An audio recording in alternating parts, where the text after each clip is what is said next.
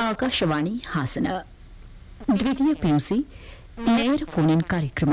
ವಿಷಯ ರಸಾಯನಶಾಸ್ತ್ರ. ವಿಷಯ ತಜ್ಞರು ಉಪನ್ಯಾಸಕರಾದ ಚನ್ನಬೈರೇಗೌಡ, ಸರ್ಕಾರಿ ಪದವಿ ಪೂರ್ವ ಕಾಲೇಜು, ವಿದ್ಯಾನಗರ, ಹಾಸನ. ಪ್ರಸ್ತುತಿ ಸುಜಾತಾ ಎಫ್ ತಳವಾರ್. ಈ ಕಾರ್ಯಕ್ರಮದ ಪ್ರಾಯೋಜಕರು APJ PU college, B Katihalli, Hassan. ನೀವು ಕರೆ ಮಾಡಲು ನಮ್ಮ ದೂರವಾಣಿ ಸಂಖ್ಯೆಗಳು 246289 ಮತ್ತೊಂದು 245258. ಎಸ್ಟಿಡಿ ಕ್ರಮಾಂಕ 08172. ನಮ್ಮ ಎಲ್ಲ ಪ್ರೀತಿಯ ಕೇಳುಗರಿಗೆ ನಮಸ್ಕಾರ. ಇಂದಿನ ದ್ವಿತೀಯ ಪಿಯುಸಿ ಪರೀಕ್ಷಾ ಸಿದ್ಧತೆ ನೇರ ಫೋನ್ ಇನ್ ಕಾರ್ಯಕ್ರಮಕ್ಕೆ ನಿಮ್ಮೆಲ್ಲರಿಗೂ ಸ್ವಾಗತ. ಸ್ನೇಹಿತರೆ, ನಿಮ್ಮೆಲ್ಲರಿಗೂ ತಿಳಿದಿದೆ, ಇವತ್ತಿನ ಕಾರ್ಯಕ್ರಮದಲ್ಲಿ ನಾವು ಚರ್ಚೆ ಮಾಡಲಿಕ್ಕಿರುವಂತಹ ವಿಷಯ ರಸಾಯನಶಾಸ್ತ್ರ. ಈ ವಿಷಯಕ್ಕೆ ಸಂಬಂಧಪಟ್ಟ ಹಾಗೆ ಮಾಹಿತಿಯನ್ನು ಮಾಡಿಕೊಡ್ಲಿಕ್ಕೆ ನಮ್ಮ ಸ್ಟುಡಿಯೋಗೆ ಬಂದಿದ್ದಾರೆ ಸರ್ಕಾರಿ ಪದವಿ ಪೂರ್ವ ಕಾಲೇಜು, ವಿದ್ಯಾನಗರ, ಹಾಸನ. ಇಲ್ಲಿ ಉಪನ್ಯಾಸಕರಾಗಿರುವ ಚನ್ನಬೈರೇಗೌಡ ಅವರು. ಸರ್, ನಮಸ್ಕಾರ. ನಮಸ್ಕಾರ ಮೇಡಮ್. ಕಾರ್ಯಕ್ರಮಕ್ಕೆ ಸ್ವಾಗತ ತಮಗೆ. Thank you. ಇವತ್ತಿನ ಕಾರ್ಯಕ್ರಮದಲ್ಲಿ ಭಾಗವಹಿಸಬೇಕು ಅಂತಾದರೆ ದೂರವಾಣಿ ಸಂಖ್ಯೆಗಳನ್ನು ಮತ್ತೊಮ್ಮೆ ಹೇಳ್ತೀನಿ: 245258 2462889. ಎಸ್ಟಿಡಿ ಸಂಖ್ಯೆ 08172. ನಮ್ಮ ರೇಡಿಯೋವನ್ನು ನೀವು ರೇಡಿಯೋ ಸೆಟ್ ಮೂಲಕ ಕೇಳಬಹುದು. ಅದಿಲ್ಲದೆ ಇದ್ದರೆ ನ್ಯೂಸ್ ಆನ್ ಏರ್ ಅಂತ ಒಂದು ಆ್ಯಪ್ ಇದೆ, ಅದನ್ನು ಡೌನ್ಲೋಡ್ ಮಾಡ್ಕೊಂಡು ಕೂಡ ಅಲ್ಲಿ ಕೂಡ ಕೇಳಬಹುದು. ಇದೆರಡೂ ಆಗದೆ ಇರುವಂಥವರು ಗೂಗಲ್ನಲ್ಲಿ 102.2 ಅಂತ ಸರ್ಚ್ ಮಾಡಿದರೆ ಲೈವ್ ರೇಡಿಯೋ ಸಿಗುತ್ತೆ, ಅಲ್ಲಿ ಕೂಡ ಈ ಕಾರ್ಯಕ್ರಮವನ್ನು ಕೇಳಬಹುದು ಅಂತ ಹೇಳ್ತಾ, ಇವತ್ತಿನ ಕಾರ್ಯಕ್ರಮವೂ ಸೇರಿದಂತೆ ದ್ವಿತೀಯ ಪಿಯುಸಿ ಪರೀಕ್ಷಾ ಸಿದ್ಧತೆಯ ಎಲ್ಲ ಸರಣಿಗಳು AIR ಹಾಸನ್ ಯೂಟ್ಯೂಬ್ ಚಾನಲ್ನಲ್ಲಿ ಲಭ್ಯ ಇರುತ್ತೆ, ಅಲ್ಲಿ ಕೂಡ ಕೇಳಿ ಅಂತ ಹೇಳ್ತಾ ಕಾರ್ಯಕ್ರಮವನ್ನು ಆರಂಭ ಮಾಡೋಣ. ಸರ್, ಮೊದಲಿಗೆ ಕೆಮಿಸ್ಟ್ರಿ, ರಸಾಯನಶಾಸ್ತ್ರ ವಿಷಯಕ್ಕೆ ಸಂಬಂಧಪಟ್ಟ ಹಾಗೆ ಈಗಾಗಲೇ ನೀವು ತಿಳಿಸಿರ್ತೀರಾ ಬ್ಲೂ ಪ್ರಿಂಟ್ ಬಗ್ಗೆ. ಆದ್ರೂ ಸಹ ನಮ್ಮ ಕಾರ್ಯಕ್ರಮದ ವಾಡಿಕೆ ಬ್ಲೂ ಪ್ರಿಂಟ್ ಮತ್ತು ವೇಟೇಜ್ ನೋಡಿಕೊಂಡು ನಾವು ಕ್ವಶನ್ ಪೇಪರ್ ಪ್ಯಾಟರ್ನ್ ಮತ್ತು ಇಂಪಾರ್ಟೆಂಟ್ ಕ್ವಶನ್ಸ್ ಅಂತ ಏನು ಹೇಳ್ತೀವಿ ಅದ್ರ ಬಗ್ಗೆ ಮಾತಾಡೋಣ. ಖಂಡಿತ ಮೇಡಮ್. ಎಲ್ಲರಿಗೂ ನಮಸ್ಕಾರ. ಇವತ್ತು ನಾವು ವಿಷಯ ಪ್ರಸ್ತುತಿಯಲ್ಲಿ ರಸಾಯನಶಾಸ್ತ್ರ ವಿಷಯದ ಬಗ್ಗೆ ಮಾತಾಡೋಣ. ಸಾಮಾನ್ಯವಾಗಿ ರಸಾಯನಶಾಸ್ತ್ರ, ಕೆಮಿಸ್ಟ್ರಿ ಕ್ವಶನ್ ಪೇಪರ್ ಕಂಡ್ರೆ ಪಾಪ ಹುಡುಗರಿಗೆ ಏನೋ ಒಂಥರ ಅಳುಕು, ಆತಂಕ ಜಾಸ್ತಿ ಇರುತ್ತೆ, ಎಷ್ಟೇ ಪ್ರಾಕ್ಟೀಸ್ ಮಾಡಿದ್ರು ಕೂಡ. ಯಾಕೆಂದರೆ ಅದು ಕೆಲವು ಕ್ವಶನ್ಸ್ಗಳು ಮೆಮೊರಿ ಬೇಸ್ಡ್ ಆಗಿರ್ತದೆ, ಕಾನ್ಸೆಪ್ಟ್ ಬೇಸ್ ಆಗಿರ್ತದೆ, ಮತ್ತು ಮೆಮೊರಿನೇ ಮೇನ್ ಬೇಕಾಗಿರ್ತಕ್ಕಂಥದ್ದು. ಆದ್ದರಿಂದ ಹುಡುಗರುಗಳು ಕೆಲವು ಸರಿ ಅಂದರೆ ಸ್ಟೂಡೆಂಟ್ಸ್ಗಳು ಸಾಮಾನ್ಯವಾಗಿ ಭಾಳ ಅಲ್ಪ ಸಣ್ಣ ಸಣ್ಣ ಲೋಪದೋಷಗಳಲ್ಲಿ ಕ್ವಶನ್ ಪೇಪರ್ಗಳಲ್ಲಿ ಅಂದರೆ ಆನ್ಸರ್ ಶೀಟ್ಸ್ಗಳಲ್ಲಿ ಬರೀತಕ್ಕಂಥ ಪ್ರಮಾಣ ಜಾಸ್ತಿ ಇರ್ತದೆ. ಆದ್ದರಿಂದ ಅವರ ಅಂಕಗಳು ಕಡಿಮೆ ಅವ್ರು ಅಂದ್ಕೊಂಡಿರ್ತಕ್ಕಂಥ ಅಂಕಗಳು ಕಡಿಮೆ ಆಗಿರ್ತವೆ. ಅದು ಸೊ ಸಾಮಾನ್ಯವಾಗಿ ಆಯಾ ಕಾಲೇಜಿನಲ್ಲಿ ಎಲ್ಲ ಉಪನ್ಯಾಸಕರುಗಳು ಆಲ್ರೆಡಿ ಬ್ಲೂ ಪ್ರಿಂಟ್ನೆಲ್ಲ ಡಿಸ್ಕಸ್ ಮಾಡಿದ್ದಾರೆ, ಮತ್ತು ಮಾಡೆಲ್ ಪೇಪರ್ಸ್ಗಳು ಮತ್ತೊಮ್ಮೆ ಇನ್ನೊಂದು ಸಾರಿ ನಿಮ್ಮ ಮನದಟ್ಟಿಗೋಸ್ಕರ ಲಾಸ್ಟ್ ಮಿನಿಟ್ ಪ್ರಿಪ್ರೇಷನ್ ಅಂತ ಇರ್ತದಲ್ಲ, ಅದಕ್ಕೋಸ್ಕರ ನಾವು ಮತ್ತೆ ಡಿಸ್ಕಸ್ ಮಾಡಕ್ಕೆ ಸಂಕ್ಷಿಪ್ತವಾಗಿ ನೋಡೋಣ. ಹೌದೌದು. ನಮ್ಮ ರಸಾಯನಶಾಸ್ತ್ರ ವಿಷಯದಲ್ಲಿ ಒಟ್ಟಾರೆ 10 ಚಾಪ್ಟರ್ಗಳಿದ್ದಾವೆ. 10 ಚಾಪ್ಟರ್ಗಳು ಇದ್ದಾವೆ. ಅದರಲ್ಲಿ solution, electrochemistry, chemical kinetics, order wise ಬಂದರೆ chemical kinetics, D&F block elements, coordination compounds, haloalkanes, haloarenes, alcohols, phenols, aldehydes, ketones and carboxylic acid, amines and biomolecules ಅಂತ ಹೀಗೆ 10 ಚಾಪ್ಟರ್ಗಳಿದ್ದಾವೆ. ಇವುಗಳನ್ನ 3 ಭಾಗಗಳಾಗಿ ವಿಂಗಡಿಸಿದ್ದೀವಿ. ಒಂದು ಫಿಸಿಕಲ್ ಕೆಮಿಸ್ಟ್ರಿ ಭಾಗವಾಗಿ, ಇನ್ಆರ್ಗ್ಯಾನಿಕ್ ಕೆಮಿಸ್ಟ್ರಿ ಆಗಿ, ಮತ್ತು ಆರ್ಗ್ಯಾನಿಕ್ ಕೆಮಿಸ್ಟ್ರಿ ಭಾಗಗಳಾಗಿ ವಿಂಗಡಿಸಿದ್ದೀವಿ. ಫಿಸಿಕಲ್ ಕೆಮಿಸ್ಟ್ರಿಯಲ್ಲಿ ಒಟ್ಟು 3 ಚಾಪ್ಟರ್ಗಳು. ಮೊದಲನೇ 3 ಚಾಪ್ಟರ್ಗಳು ಸೊಲ್ಯೂಷನ್, ಎಲೆಕ್ಟ್ರೋಕೆಮಿಸ್ಟ್ರಿ ಮತ್ತು ಕೆಮಿಕಲ್ ಕೈನೆಟಿಕ್ಸ್. ಇನ್ಆರ್ಗ್ಯಾನಿಕ್ ಕೆಮಿಸ್ಟ್ರಿ ಕೇವಲ 2 ಚಾಪ್ಟರ್ಗಳು, D&F ಅಂಡ್ ಕೋಆರ್ಡಿನೇಷನ್ ಕಾಂಪೌಂಡ್ಸ್. ಮತ್ತೆ ಇನ್ನು 4 ಚಾಪ್ಟರ್ಗಳು alkynes, haloarenes, alcohols, phenols, aldehydes, ketones and carboxylic acids, amines and biomolecules. ಇಷ್ಟು ಚಾಪ್ಟರ್ಗಳು ನಮ್ಮ ಒಟ್ಟಾರೆ ಪ್ರಶ್ನೆ ಪತ್ರಿಕೆಯಲ್ಲಿ 3 ಬರ್ತವೆ. ಈಗ ಚಾಪ್ಟರ್ ವೈಸು ಎಷ್ಟು ಕ್ವಶನ್ಸ್ಗಳು, 1 ಮಾರ್ಕಿಗೆ ಎಷ್ಟು ಬರ್ತದೆ, 2 ಮಾರ್ಕ್ಸಿಗೆ ಎಷ್ಟು ಬರ್ತದೆ ಅಂತ ನೋಡೋಣ. ಸೊಲ್ಯೂಷನ್ ಚಾಪ್ಟರ್ ಭಾಳ ಈಸಿ ಚಾಪ್ಟರ್. ಫಸ್ಟ್ ಯಾಕೆ ಈಸಿ ಚಾಪ್ಟರ್ ಅಂತ ಹೇಳ್ತಾ ಇದ್ದೀವಿ, ನಾವು ಒಟ್ಟು ಅದರಲ್ಲಿ ಅಂಕಗಳು 12 ಅಂಕಗಳಿಗೆ 12 ಅಂಕಗಳು ಅದಕ್ಕೆ ವೇಟೇಜ್ ಇದೆ ಆ ಚಾಪ್ಟರಲ್ಲಿ. 12 ಅಂಕಗಳಲ್ಲಿ ಅದರ 50% ಅಂದರೆ 6 ಮಾರ್ಕ್ಸ್ ಕೂಡ ಪ್ರಾಬ್ಲಮ್ಸಲ್ಲೇ ಬರ್ತವೆ. ಆ ಪ್ರಾಬ್ಲಮ್ಸಲ್ಲಿ ಒಂದು ಪ್ರಾಬ್ಲಮ್ಮು ಸಾಮಾನ್ಯವಾಗಿ ಕಾಲಿಗೇಟಿವ್ ಪ್ರಾಪರ್ಟಿ ಅನ್ನೋ ಒಂದು ಕಾನ್ಸೆಪ್ಟ್ ಮೇಲೆ ಕ್ವಶನ್ ಫ್ರೇಮ್ ಆಗೇ ಇರ್ತದೆ. ಸೊ ಅದರಲ್ಲಿ 1 ಮಾರ್ಕ್ ನಾವು 3 ಕ್ವಶನ್ಸು, 1 ಮಾರ್ಕ್ ಅಂದರೆ ಮಲ್ಟಿಪಲ್ ಚಾಯ್ಸು ಮತ್ತು ಫಿಲ್ಲಿಂಗ್ ದಿ ಬ್ಲಾಂಕ್ಸ್ ಸೇರಿಸಿ 3 ಮಾರ್ಕ್ಸು. 3 ಮಾರ್ಕ್ಸಲ್ಲಿ ಪಾರ್ಟ್ ಸಿ ಅಂತ ಹೇಳ್ತೀವಿ. ಪಾರ್ಟ್ ಸಿಯಲ್ಲಿ 2 ಮಾರ್ಕ್ಸ್ 2 ಕ್ವಶನ್ಸ್ಗಳು ಮತ್ತು 1 ಕ್ವಶನ್ಸು ಮತ್ತು ಪ್ರಾಬ್ಲಮ್ 2 ಕ್ವಶನ್. ಪ್ರಾಬ್ಲಮ್ಗೆ 2 ಕ್ವಶನ್ಗೆ ತಲಾ 3 ಅಂಕಗಳಂಗೆ 6 ಮಾರ್ಕ್ಸು. ಮತ್ತು ಥಿಯರಿಲಿ ಪಾರ್ಟ್ ಸಿಯಲ್ಲಿ ಅದಕ್ಕೆ ಪಾರ್ಟ್ ಇಯಲ್ಲಿ ಅದಕ್ಕೆ 1 ಕ್ವಶನ್ ಅಂದರೆ ಥಿಯರಿ ಬರೀತಕ್ಕಂಥದ್ದು. ಆದ್ದರಿಂದ ಇದನ್ನು ಜನರಲ್ ಆಗಿ ಸ್ಟೂಡೆಂಟ್ಸು ಈ ಚಾಪ್ಟರ್ಗಳಿಗೆ ಭಾಳ ಒತ್ತು ಕೊಟ್ಟರೆ ಈಸಿ ಚಾಪ್ಟರ್. ಸೊ ನಮ್ಮ ಮಾಡೆಲ್ ಪೇಪರ್ನಲ್ಲಿರ್ತಕ್ಕಂಥ ಮಾದರಿ ಪ್ರಶ್ನೆ ಪತ್ರಿಕೆಯಲ್ಲಿರ್ತಕ್ಕಂಥ ಪ್ರಶ್ನೆಗಳನ್ನ ಅವರು ಸಾಲ್ವ್ ಮಾಡಿದ್ರೆ ಸಾಮಾನ್ಯವಾಗಿ 2 ಕ್ವಶನ್ನ ಪ್ರಾಬ್ಲಮ್ ಆರಾಮ ಮಾಡ್ಬೋದು. ಸೊ ಭಾಳ ಈಸಿ ಚಾಪ್ಟರ್ ಇದು. Next electrochemistry. ಎಲೆಕ್ಟ್ರೋಕೆಮಿಸ್ಟ್ರಿಯಲ್ಲೂ ಕೂಡ ಅದೇ ರೀತಿ ಒಂದು ಮಲ್ಟಿಪಲ್ ಚಾಯ್ಸ್ಗೆ ಕೇವಲ 1 ಕ್ವಶನ್ ಮಾತ್ರ ಬರ್ತಾ ಇರೋದು ಅದರಲ್ಲಿ. ಇನ್ನ 2 ಕ್ವಶನ್ನು ನಮ್ಮ ಪಾರ್ಟ್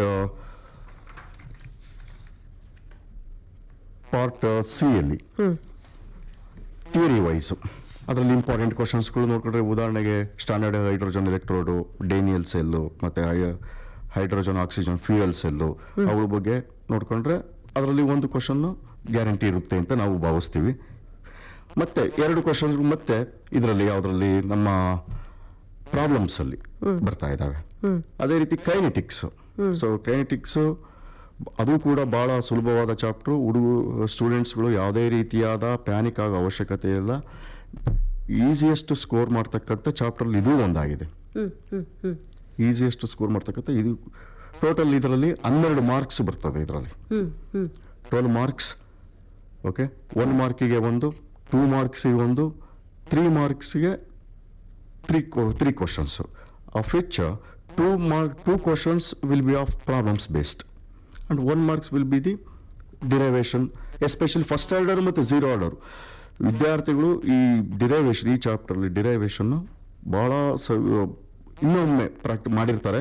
ಇನ್ನೊಮ್ಮೆ ಪ್ರಾಕ್ಟೀಸ್ ಮಾಡಿದ್ರೆ ಅವುಗಳಲ್ಲಿ ಕ್ವಶನ್ಸ್ನ ಆರಾಮಾಗಿ ಸಾಲ್ವ್ ಮಾಡ್ಬೋದು.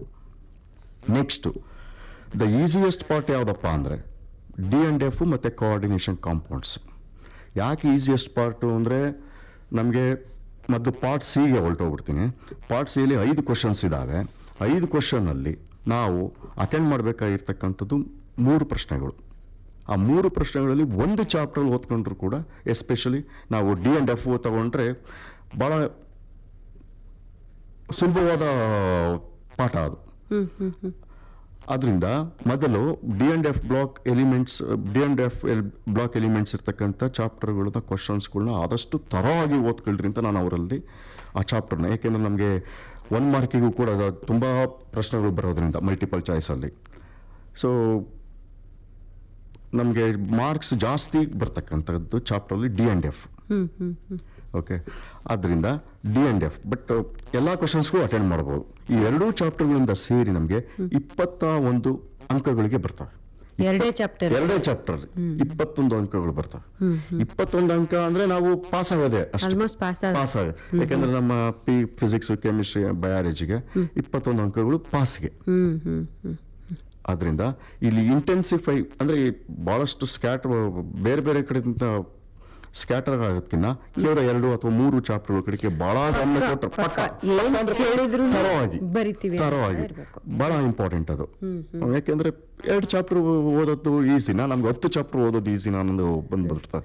ಇದು ಬರೀ ಪಾಸಿಂಗಿಗೆ.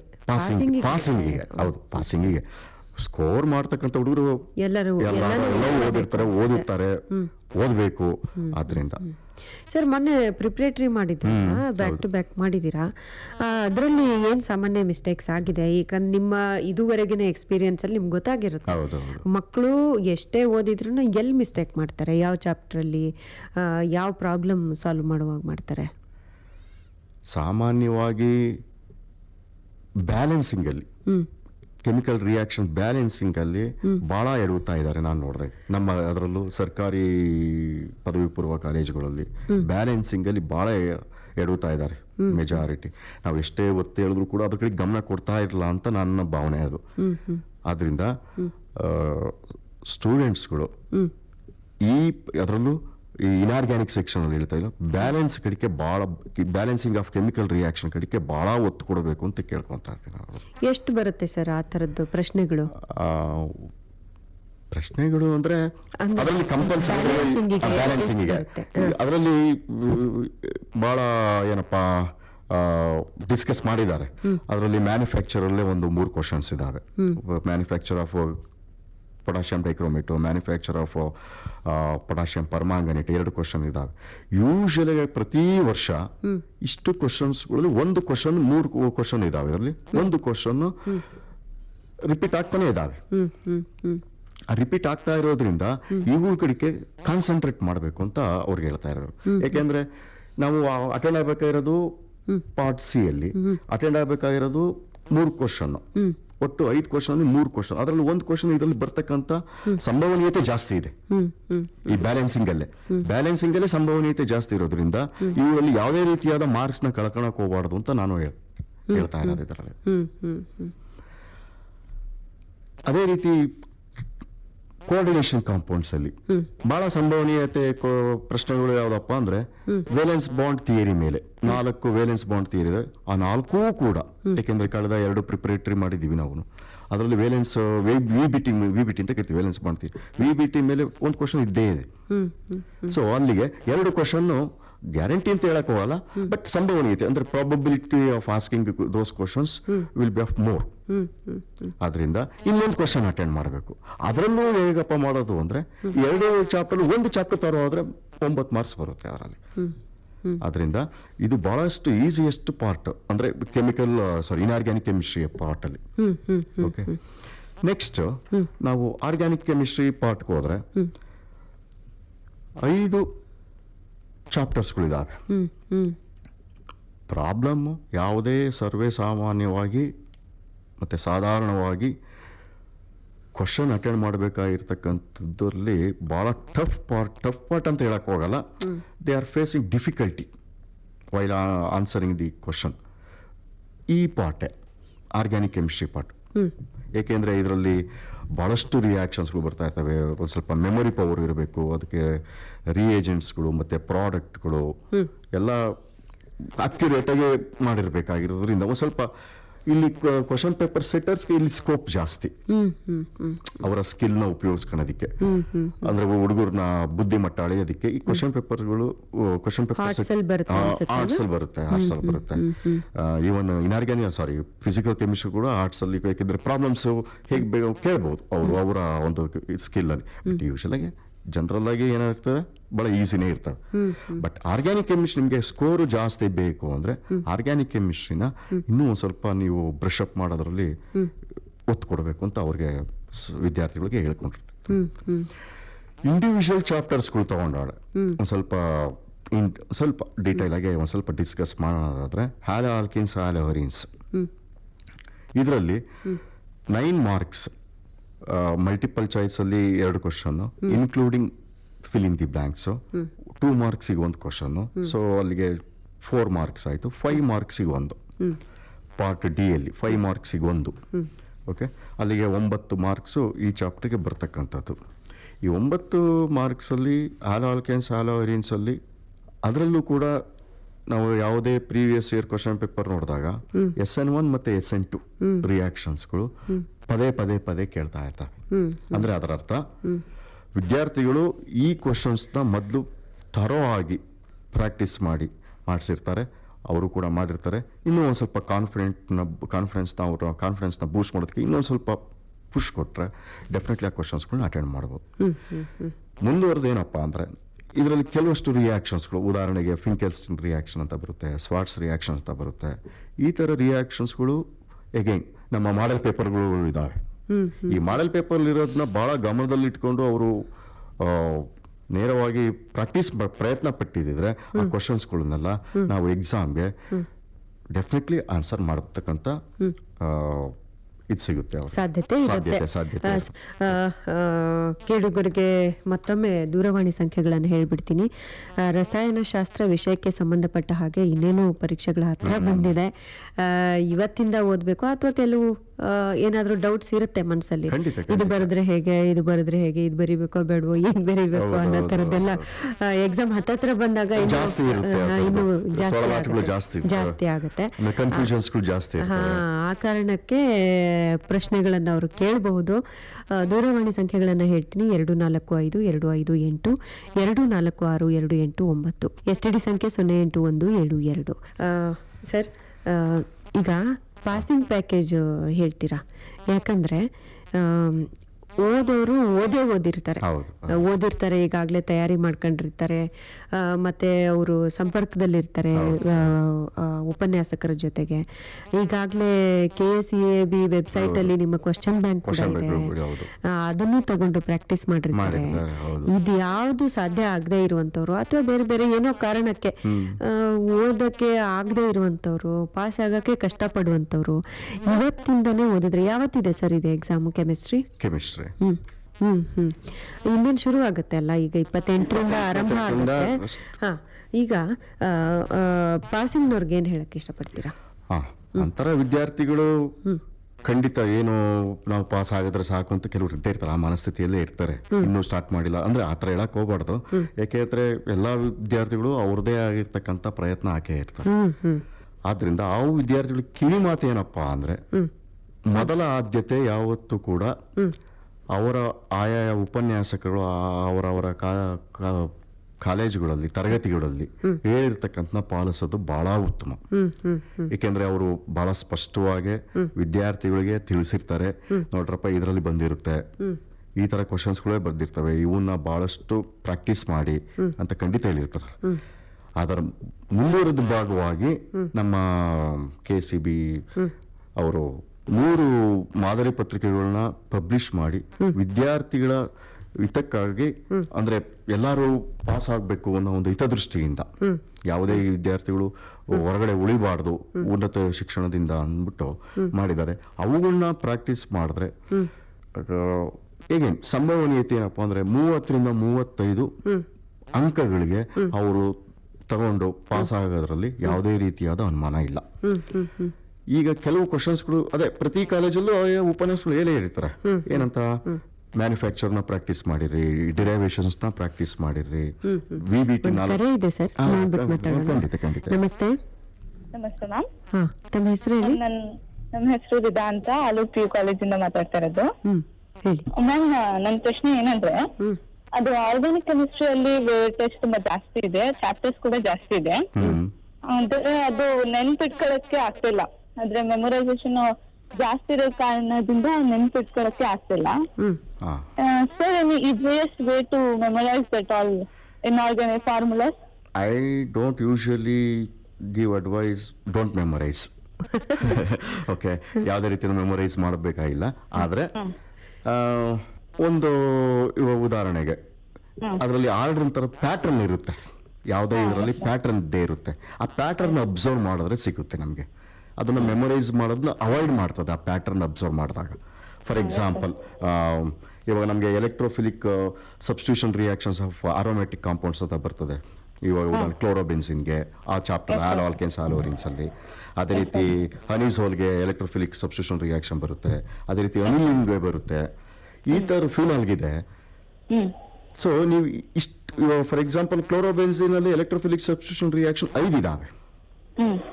ಓಕೆ, ಸೊ ಆ ಥರದವು ನಿಮಗೆ 20ರಿಂದ 25 ರಿಯಾಕ್ಷನ್ಸ್ ಅದರಲ್ಲೇ ಸಿಗ್ತವೆ. ಪ್ಯಾಟರ್ನ್ ಅಬ್ಸರ್ವ್ ಮಾಡಿದಾಗ ಯಾವುದು ಆರ್ಥೋ ಪ್ಯಾರಾ ಡೈರೆಕ್ಟಿಂಗು, ಯಾವುದು ಮೆಟಾ ಡೈರೆಕ್ಟಿಂಗು ಅಂತ ಸಿಕ್ಕಿದ್ರೆ ನಿಮ್ಗೆ 20ರಿಂದ 25 ರಿಯಾಕ್ಷನ್ಸ್ಗಳು ಈಸಿಯಾಗಿ ಜ್ಞಾಪಕ ಇಟ್ಕೊಬಹುದು. ಓಕೆ, ಫಾರ್ ಎಕ್ಸಾಂಪಲ್ ಇವಾಗ ಕ್ಲೋರೋಬೆನ್ಸಿನ್ ಕಲಿತೀಯಾ ಅಂತ ತಿಳ್ಕೊಳ್ಳಿ.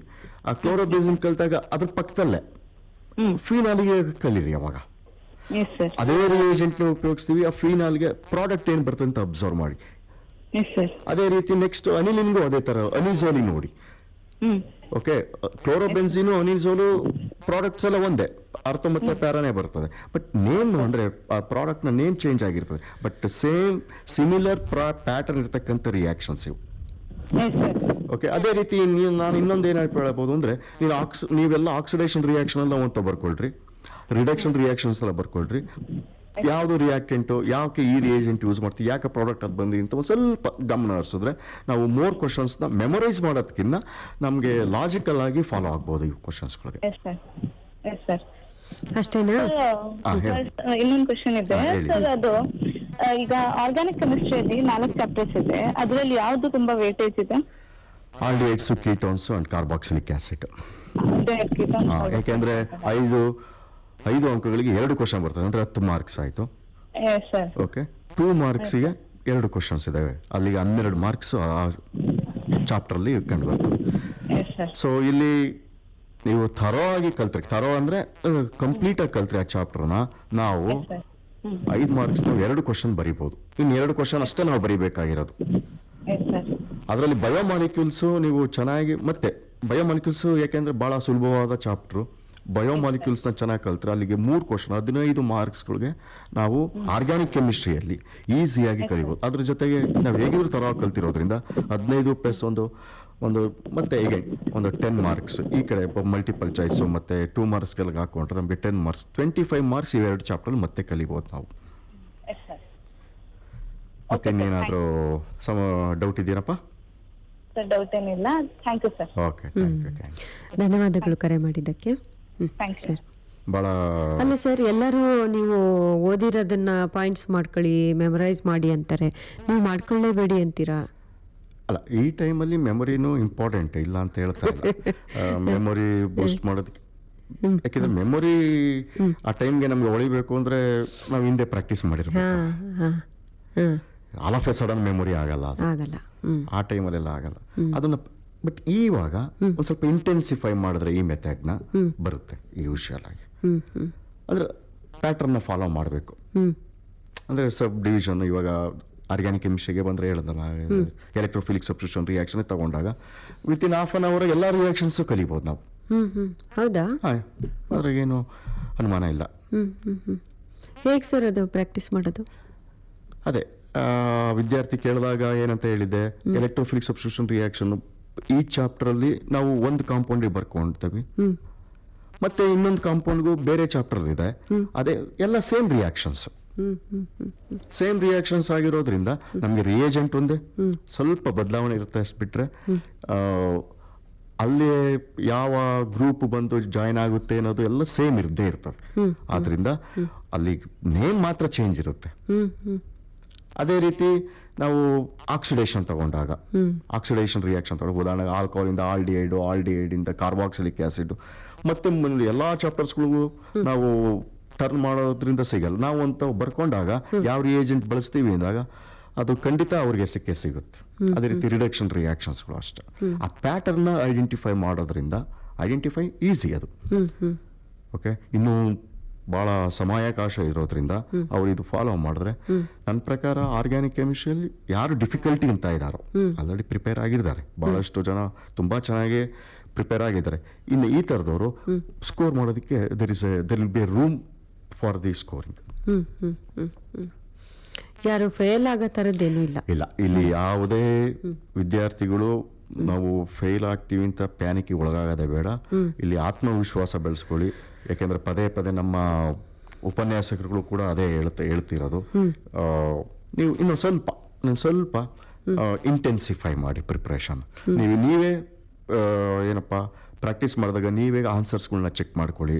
ನೀವೇ ಎಲ್ಲಿ ತಪ್ಪಾಗಿದೆ ಒಂದ್ಸರಿ ಚೆಕ್ ಮಾಡ್ಕೊಂಡಾಗ ತಂತಾನೆ ಅದು ಬೂಸ್ಟ್ ಆಗುತ್ತೆ ಅದಕ್ಕೆ.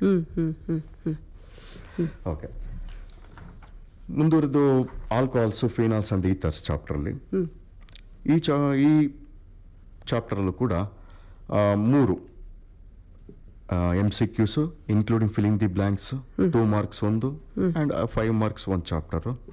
ಓಕೆ, 5 ಮಾರ್ಕ್ಸ್ ಮೊದಲು ಹೋಗೋಣ. ಯಾಕೆಂದರೆ ಇದರಲ್ಲಿ ಒಂದು ಕ್ವಶನ್ನು ಪಾಸ್ಟ್ ಪೇಪರ್ಸ್ ಎಲ್ಲ ಕೇಳ್ತಾನೆ ಇರ್ತಾರೆ. ಯಾವುದು ಡಿಹೈಡ್ರೇಷನ್ ಆಫ್ ಎಥನಾಲ್ ಟು ಈಥೀನು,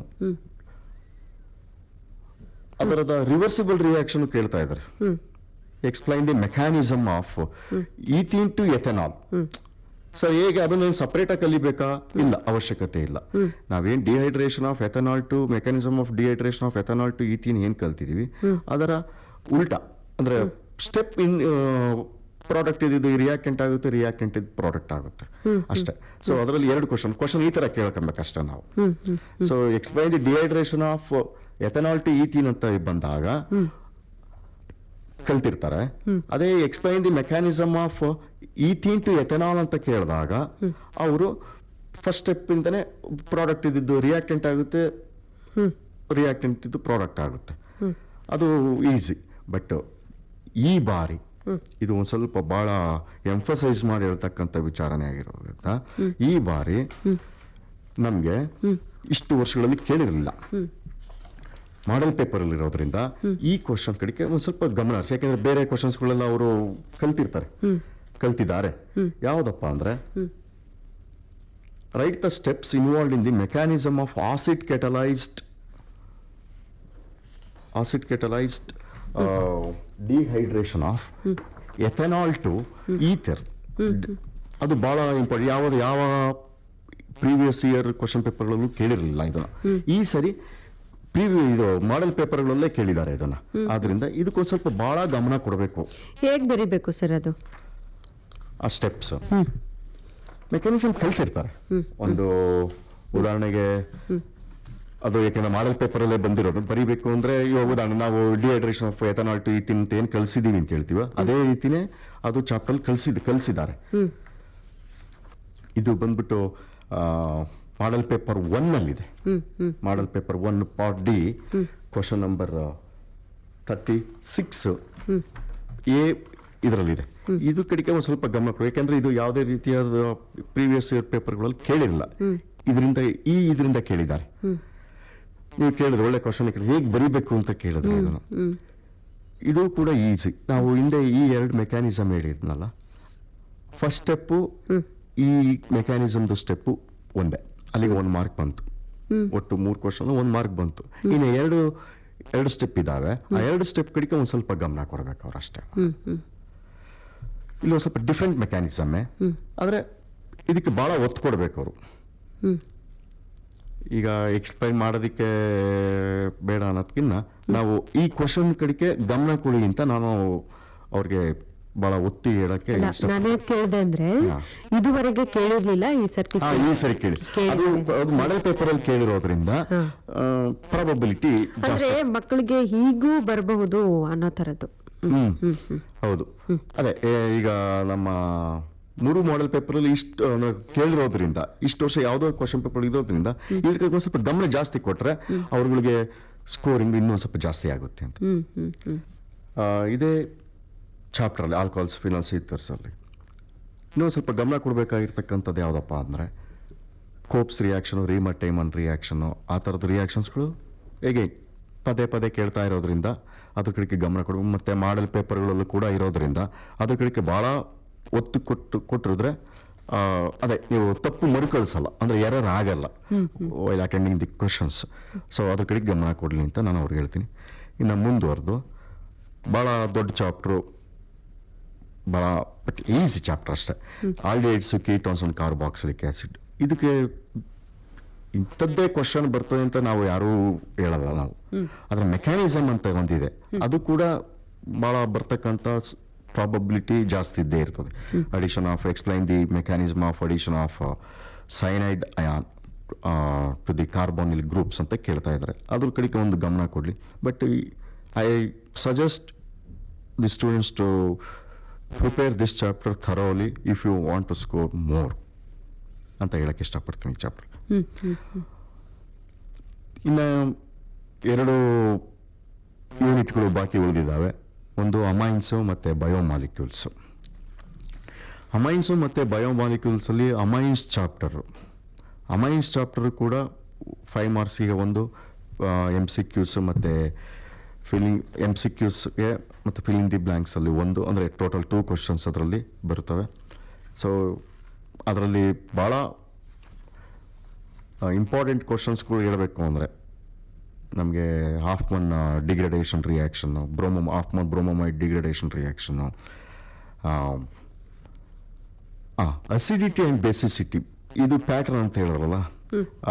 ಈ ಎಲ್ಲ ಚಾಪ್ಟರ್ ನೋಡಿದ ಅಸಿಡಿಕ್ ಬಿಹೇವಿಯರ್ ಮತ್ತು ಬೇಸಿಕ್ ಬಿಹೇವಿಯರ್ ನೋಡಿದಾಗ ಅದನ್ನು ಕಂಪೈಲ್ ಮಾಡಿದಾಗ ಅಕ್ಕಪಕ್ಕ ಬರ್ಕೊಂಡಾಗ ಯಾವುದು ಮೋರ್ ಅಸಿಡಿಕ್ಕು, ಯಾವುದು ಲೆಸ್ ಅಸಿಡಿಕ್ಕು, ಎಫೆಕ್ಟ್ ಆಫ್ ಸಬ್ಸ್ಟಿಟ್ಯೂಯೆಂಟ್ಸು ಯಾವ ಥರ ಪರಿಣಾಮ ಬೀರ್ತದೆ ಅಸಿಡಿಕ್ ಬಿಹೇವಿಯರ್ ಮತ್ತು ಬೇಸಿಕ್ ಬಿಹೇವಿಯರ್ ಮೇಲೆ ಅನ್ನೋದು ಈಸಿಯಾಗಿ ಅರ್ಥ ಆಗ್ತದೆ ನಾವು ಮೆಮೊರೈಸ್ ಮಾಡೋದಕ್ಕಿಂತ. ಆದ್ದರಿಂದ ಅದ್ರ ಕಡೆಗೂ ಗಮನ ಕೊಡಲಿ ವಿದ್ಯಾರ್ಥಿಗಳು. ಮುಂದುವರೆದು ಬಯೋಮಾಲಿಕ್ಯೂಲ್ಸ್ ಚಾಪ್ಟರ್ ಭಾಳ ಎಲ್ಲ ಯೂನಿಟ್ಗಳಿಗಿನ್ನ ಬಯೋಮಾಲಿಕ್ಯೂಲ್ ಚಾಪ್ಟರು ಭಾಳ ಈಸಿಯೆಸ್ಟ್ ಚಾಪ್ಟರ್ ಅಂತ ಆ ಇಶ್ಯೂ. ಯಾಕೆಂದರೆ ಭಾಳ ಈಸಿ, ಯಾಕೆಂದರೆ common any second P U studying students can answer them, the answer will be answered by them. ಏಕೆಂದರೆ ಹಾರ್ಮೋನ್ಸು ವಿಟಮಿನ್ಸ್ ಬಗ್ಗೆ ಎಲ್ಲ ತಿಳ್ಕೊಂಡೇ ಇರ್ತೀವಿ. ಬಟ್ ಏನಪ್ಪ ಅಂದರೆ ಸಾಮಾನ್ಯ ವಿದ್ಯಾರ್ಥಿಗಳಿಗೆ ಏನಾಗುತ್ತೆ ಇಲ್ಲಿ ಅದನ್ನು ಒಂದು ಸ್ವಲ್ಪ ಹೇಗೆ ಅಂದರೆ ತುಂಬ ಥರವಾಗಿ ಅಂದರೆ line to line read between the lines ಅಂತ ಹೇಳ್ತೀವಿ. ಅದಕ್ಕೆ ಅದ್ರ ಕಡೆ ಗಮನ ಕೊಟ್ಟಾಗ ಅವರು ಒಂದು ಕ್ವಶನು ಕೂಡ ಮಿಸ್ ಮಾಡಲ್ಲ. ಅವಾಗ ಸ್ಟ್ರಕ್ಚರ್ ಪಾರ್ಟ್ ಕಡೆಗೆ ಗಮನ ಕೊಡಬೇಕು. ಉದಾಹರಣೆಗೆ ಡೈಸ್ಯಾಕರೈಡ್ ಸ್ಟ್ರಕ್ಚರ್ಸ್ಗಳು ಯಾವುದೋ ಮಾಲ್ಟೋಸು, ಲ್ಯಾಕ್ಟೋಸು ಮತ್ತು ಸುಕ್ರೋಸ್ ಕಡೆಗೆ ಗಮನ ಕೊಡಬೇಕು. ಹಾಗಿದ್ದಾಗ ಈ ಚಾಪ್ಟ್ರಲ್ಲಿ chances are more to get full marks in this chapter. ಇದಿಷ್ಟು ಚಾಪ್ಟರ್ಸ್ ವೈಸು. ಪ್ರಾಬ್ಲಮ್ಸ್ ಕಡೆಗೆ ನಾವು ಸ್ವಲ್ಪ ಮಾತಾಡ್ಬೋದು ಖಂಡಿತ. ಪಾರ್ಟಿನಲ್ಲಿ ಒಟ್ಟು 6 ಕ್ವಶನ್ಸ್ಗಳು ಕೇಳ್ತಾ ಇರ್ತಾರೆ. ಇದು ಫಿಸಿಕಲ್ ಕೆಮಿಸ್ಟ್ರಿ ಚಾಪ್ಟರ್ಸ್ಗಳಲ್ಲಿ ಕೇಳ್ತಕ್ಕಂಥ ಕ್ವಶನ್ಸ್ಗಳು. ಪ್ರಾಬ್ಲಮ್ಸ್ ಅಂದರೆ ಫಿಸಿಕಲ್ ಕೆಮಿಸ್ಟ್ರಿ. ಅದರಲ್ಲಿ ಒಟ್ಟು 6 ಕ್ವಶನ್ಗಳಲ್ಲಿ 2 ಕ್ವಶನ್ನು ಅಂದರೆ 2 ಪ್ರಾಬ್ಲಮ್ಸು ಸೊಲ್ಯೂಷನ್ ಚಾಪ್ಟರಿಂದ, 2 ಕ್ವಶನ್ಸ್ಗಳು ಕೆಮಿಕಲ್ ಕೈನೆಟಿಕ್ಸಿಂದ, 2 ಕ್ವಶನ್ಗಳು ನಮ್ಮ ಎಲೆಕ್ಟ್ರೋಕೆಮಿಸ್ಟ್ರಿ ಚಾಪ್ಟರ್ಗಳಿಂದ ಕಂಡು ಬರ್ತವೆ. ಒಟ್ಟು 3 ಕ್ವಶನ್ ಅಟೆಂಡ್ ಮಾಡಬೇಕು, ಅಂದರೆ ಪ್ರಾಬ್ಲಮ್ಸ್ ಅಟೆಂಡ್ ಮಾಡಬೇಕು. So it is easy to decide ನಾನು ಯಾವ ಚಾಪ್ಟರ್. ನೋಡಿ, ಇವಾಗ ಒಂದೇ ಚಾಪ್ಟರ್ ಹೋದ್ರೆ 2 ಕ್ವಶನ್ 2 ಪ್ರಾಬ್ಲಮ್ಸ್ ಅಟೆಂಡ್ ಮಾಡಬಹುದು. ಒಟ್ಟು 3ರಲ್ಲಿ ಒಟ್ಟು 6ರಲ್ಲಿ 3 ಬರೀಬೇಕು. 3ರಲ್ಲಿ ಎಲ್ಲಾ ಚಾಪ್ಟರಿಂದ 2 ಕ್ವಶನ್ ಬರೋದ್ರಿಂದ 2 ಪ್ರಾಬ್ಲಮ್ಸ್ ಬರೋದ್ರಿಂದ ಯಾವುದಾದ್ರೂ ಒಂದು ಚಾಪ್ಟರ್ ಕಡೆಗೆ ಗಮನ ಜಾಸ್ತಿ ಹರಿಸಿದಾಗ, ಉದಾಹರಣೆಗೆ ಸೊಲ್ಯೂಷನ್, ಒಬ್ಬರಿಗೆ ಸೊಲ್ಯೂಷನ್ ಈಸಿ ಇರುತ್ತೆ, ಕೆಲವರಿಗೆ ಎಲೆಕ್ಟ್ರೋಕೆಮಿಸ್ಟ್ರಿ ಈಸಿ ಇರುತ್ತೆ, ಕೆಲವರಿಗೆ ಕೆಮಿಕಲ್ ಕೈನೆಟಿಕ್ಸ್ ಇರ್ತದೆ. ಅವ್ರು ಯಾವ ಚಾಪ್ಟರ್ ಪ್ರಾಬ್ಲಮ್ಸ್ ಕಡೆಗೆ ಕಂಫರ್ಟ್ ಇರ್ತಾರೆ ಅದ್ರ ಕಡೆಗೆ ಮಾಡಿದಾಗ ಅವ್ರು 2 ಕ್ವಶನ್ ಅಟೆಂಡ್ ಮಾಡ್ತಾರೆ ಚಾಪ್ಟರ್. ಸೊ ಇನ್ನು ಬೇಕಾಗಿರೋದು ಇನ್ನೊಂದು ಕ್ವಶನ್, ಇನ್ನೊಂದು ಪ್ರಾಬ್ಲಮ್ ಅವ್ರಿಗೆ. ಸೊ ಇಲ್ಲೂ ಕೂಡ ಅಷ್ಟೇ 9 ಮಾರ್ಕ್ಸ್ ಈಸಿಯಾಗಿ ಸ್ಕೋರ್ ಮಾಡ್ತಕ್ಕಂಥದ್ದು ಈಸಿ ಇಲ್ಲಿ. ನನ್ಗೆ ಕೇಳಿದ್ರೆ ಅಂದರೆ as per my knowledge, I mean it is up to the individual students or individual lecturers, focusing on solution chapter and chemical kinetics chapter. Here there will be no confusion here while solving the problems. ಯಾವುದೇ ವಿದ್ಯಾರ್ಥಿಗಳು ನಮ್ಮ problems ಮಾಡಬೇಕಾದ್ರೆ ಇದು ಭಾಳ ಗಮನವಿಟ್ಟು ಕೇಳಬೇಕು. ಇದನ್ನು ಅದರ ಫಾರ್ಮುಲಾ, ಆಮೇಲೆ ಕೊನೆಗೆ ಬರ್ತಕ್ಕಂಥ ಯೂನಿಟ್ ಕಡೆಗೆ ಗಮನ. ವಿತೌಟ್ ಯೂನಿಟ್ ಯಾವುದೇ ರೀತಿ ನೀವು ಎಲ್ಲ ಪ್ರಾಬ್ಲಮ್ ಸ್ಟೆಪ್ಸ್ ಎಲ್ಲ ಕರೆಕ್ಟಾಗಿ ಮಾಡಿದ್ರು, without unit no marks will be awarded. So ಮನೆ ಎಕ್ಸಾಮ್ ಎಲ್ಲ ಬರೆದ್ಬಿಟ್ಟು ವಾಪಸ್ ಬರ್ತಾರೆ, ನಾನು ಚೆನ್ನಾಗಿ ಮಾಡಿದ್ದೀನಿ ನಿಂತ್ಕೊಂಡು ಬರ್ತಾರೆ. ಅಂಥ ಟೈಮಲ್ಲಿ ಮಾರ್ಕ್ಸ್ ಕಡಿಮೆ ಆಗ್ತದೆ, ಇಲ್ಲ ಬರಬೇಕಾಗಿತ್ತು ಜಾಸ್ತಿ ಅಂತ ಕ್ಲೈಮ್ ಮಾಡ್ತಕ್ಕಂಥದ್ದು ಜಾಸ್ತಿ ಇರ್ತದೆ. ಯಾಕೆ ಅಂತ ಕೆಲವರು ಇದು ಯಾವುದು ಸ್ಕ್ಯಾನರ್ಡ್ ಕಾಪಿ ತರಿಸ್ಕೊಂಡಾಗ ನೋಡಿದಾಗ ಅಲ್ಲೆಲ್ಲ ಹೋಗಿರುತ್ತೆ. ಅದರಿಂದ ಯೂನಿಟ್ ಕಡೆಗೆ ಗಮನ ಕೊಡಿ. ಅಂದರೆ ಮೋಲಾರ್ ಮಾಸ್ ಬಗ್ಗೆ ಆಗಿರ್ಬೋದು, ಅಥವಾ ಟೈಮ್ ಬಗ್ಗೆ, ಅಥವಾ ರೇಟ್ ಕಾನ್ಸ್ಟಂಟ್ ಬಗ್ಗೆ, ಡೆಲ್ಟಾ ಜಿ ನಾಟ್ ಬಗ್ಗೆ ಕಂಡಿರ್ತಕ್ಕಂಥದ್ದು, ಅದ್ರ ಕಡೆಗೆ ಯೂನಿಟ್ ಕಡೆಗೆ ಗಮನ ಕೊಟ್ಟರೆ ಅವರು ಪೂರ್ತಿ ಮಾರ್ಕ್ಸ್ನ ತಗೋಬಹುದು.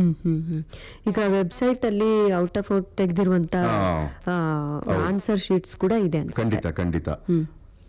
ಇದು ಅವರು ಹೇಗೆ ಪ್ರೆಸೆಂಟ್ ಮಾಡಿರ್ತಾರೆ ಆನ್ಸರ್ಸ್ಗಳಂತ ನೋಡಿದಾಗ ಸ್ಟೂಡೆಂಟ್ಸ್ಗೆ ನಾವು ಒಂದು ಐಡಿಯಾ ಖಂಡಿತ ಯಾಕೆಂದ್ರೆ ನಾವು ಮೌಲ್ಯಮಾಪನಕ್ಕೆಲ್ಲ ಹೋದಾಗ ನಮಗೂ ಭಾಳಷ್ಟು ಔಟ್ ಆಫ್ ಔಟ್ ಸಿಗ್ತಕ್ಕಂಥ ಪೇಪರ್ಸ್ಗಳೆಲ್ಲ ಸಿಕ್ಕಿದಾವೆ.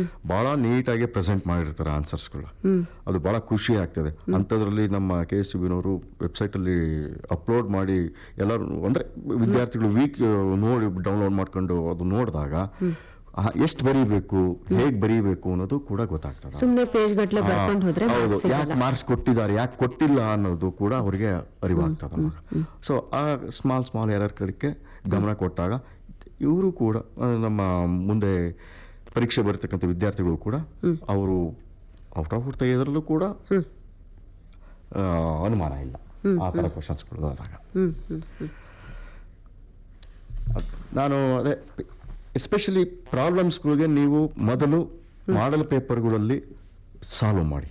ಈ ಮಾಡೆಲ್ ಪೇಪರ್ಗಳಿಗೆ ಬಂದರೆ ಮಾಡೆಲ್ ಪೇಪರ್ ಆಗಿ ಓದೋದ್ರಿಂದ ಅವನ ಚಾಪ್ಟರ್ ವೈಸ್ ನೀವೇ ಬರ್ಕೊಂಡ್ರೆ 3 ಮಾಡೆಲ್ ಪೇಪರ್ಗಳಿಂದ chapter wise multiple choice 2 marks ಮತ್ತು 3 ಮಾರ್ಕ್ಸ್ ಇರಲಿ ಅಥವಾ ಪ್ರಾಬ್ಲಮ್ಸ್ ಒಂದು ಚಾಪ್ಟರ್ದು ಒಂಥವ ಇದ್ದರೆ ಅವ್ರಿಗೆ ಈಸಿ.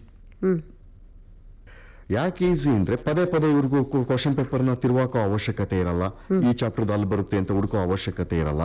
ಅವಾಗ ಒಂದೇ ಚಾಪ್ಟರ್ದು ಎಲ್ಲ ಮಾಡೆಲ್ ಪೇಪರ್ದು ಒಂದು ಕಡೆ ಅವರು ಆನ್ಸರು ಮತ್ತೆ ಕ್ವಶನ್ ಮತ್ತೆ ಆನ್ಸರ್ ಮತ್ತೆ ಬರೆದಾಗ ಪ್ರಾಕ್ಟೀಸ್ ಆದಾಗೂ ಆಗುತ್ತೆ. ಮತ್ತೆ ಆ ಚಾಪ್ಟರ್ದು ಪದೇ ಆ ಮಾಡೆಲ್ ಪೇಪರ್ ನೋಡಬೇಕು, ಈ ಮಾಡೆಲ್ ಪೇಪರ್ ನೋಡಬೇಕು ಅನ್ನೋ ಒಂದು ಇದಿರಲ್ಲ ಅವ್ರಿಗೆ.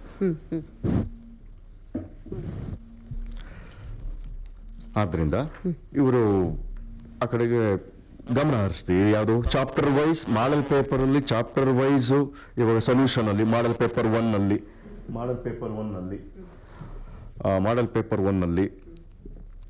ಸೊಲ್ಯೂಷನ್ ಚಾಪ್ಟರ್ಲಿ ಯಾವ್ಯಾವ ಮಲ್ಟಿಪಲ್ ಚಾಯ್ಸ್ ಬರ್ತಾ ಇದೆ, ಮಾಡೆಲ್ 2 ಮಾರ್ಕ್ಸ್ ಆಗಿ ಯಾವ್ದು ಬರ್ತಾ ಇದೆ, 5 ಮಾರ್ಕ್ಸ್ನಲ್ಲಿ ಯಾವ್ದು ಬರ್ತಾ ಇದೆ, ಪ್ರಾಬ್ಲಮ್ಸ್ ಯಾವುದು ಮಾಡೆಲ್ ಪೇಪರ್ 1 ಇರಲಿ. ಅದೇ ರೀತಿ ಮಾಡೆಲ್ ಪೇಪರ್ 2 ಕೂಡ ಅದೇ ಥರನೇ ಇರಲಿ. ಎಲ್ಲ ಕ್ವಶನ್ಸ್ಗಳು ಅದೇ ಥರನೇ ಮಾಡಿ.